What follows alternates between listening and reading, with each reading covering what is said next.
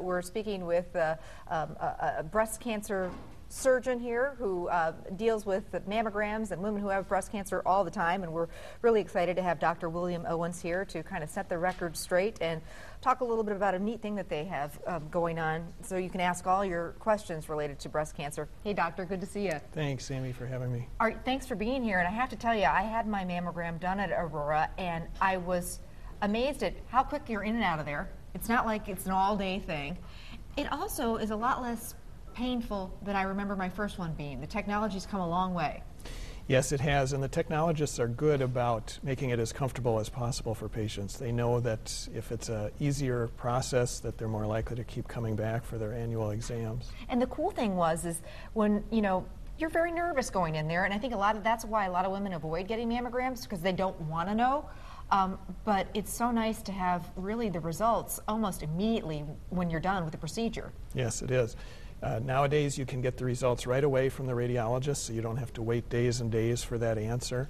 And if you caught, Dr. Gage also mentioned the importance of physical examination. It's important not just to get your mammogram every year, but also to make sure your healthcare provider does an exam every year, because mammograms don't catch everything.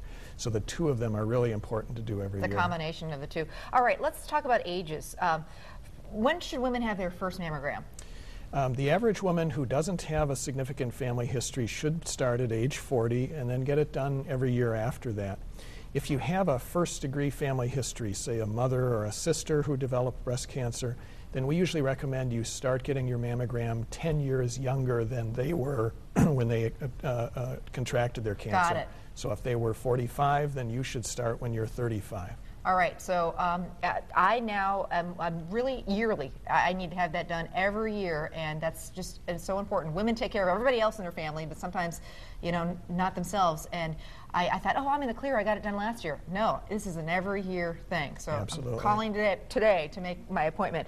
Risk factors, what are some of the risk factors, or what, who's more likely to get breast cancer? There are several of them. Just being female, of course. Breast cancer is very uncommon in men. It makes up about 1% of the cancer of the breast in the United States. The aging process, as a woman lives longer and her breast tissue is exposed to her native estrogen, the breast cancer risks go up. Family history is very important, and especially in the first-degree family history, the mother, the sister, daughters, but also second-degree family history, such as aunts and cousins and grandparents, and even on the father's side, if there is cancer there, it can raise the risk. If a woman's had a previous breast cancer, her risk of getting another is higher, or if she's had a previous biopsy that showed precancerous changes, then her chances are also higher of getting a breast cancer in the future. Ethnicity can play a bit of a role. For example, in the United States, Caucasian women are a little more likely to get breast cancer overall than African American women, except in an age group in the middle-aged, from about 30 to 50, where African American women do get it more than Caucasian women. And Asian women actually have a lower risk factor than other ethnic groups. Interesting. Doctor and I were talking. People, though, think of family history. I have no breast cancer in my family, therefore I will not, I don't have to worry about it. I may not have to worry about getting a mammogram. Not true. That's very true. The number of cases that are associated with family history really only makes up about 10 or 15% of breast cancers.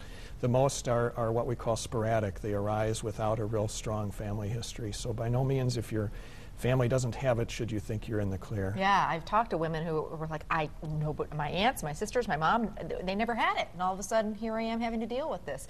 On the positive side, we've come a long way. You have breast cancer, it's not a death sentence. That's correct.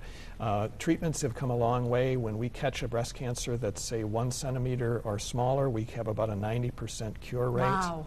And what's really critical, I think Breast Cancer Awareness Month is important because it reminds women about their exam, their mammogram, and if they're aware of it, then they come in, and that leads to early detection. And we can catch the cancer at its earliest stages. The earlier the stage, the greater the chances of us being able to cure it. Now, if you're sitting at home and you have questions for the doctor, you're going to be answering them. You guys are going high tech. Tell me what you're doing. That's right. We're real excited about it. Aurora Baycare is sponsoring an event. It's going to be a week from this coming Wednesday on the 21st of October from 11 a.m. till noon.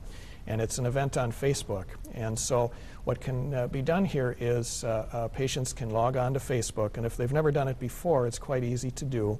And then once they're logged on, they can go to the Aurora Bay Care face page. Okay. And then what we'll have are breast specialists who will be available, and they can answer questions in real time. So the person can post something on the message board, or they can ask a specific private question, and we'll have specialists that are available to answer their questions in real time. Very cool. So next Wednesday, 11 to noon, you said? 11 to noon on the 21st, right? We all have those questions, and we want to get them answered, so that's how. Doctor, so good to see you, and continue the good fight, okay? Thank you, Amy. And ladies, and myself included, I'm making a phone call right after the show to get my yearly appointment now. Now you know how old I am. So thanks so much, Very Doctor. good. Appreciate it. He's Thank even got you. his pink tie on. Yes.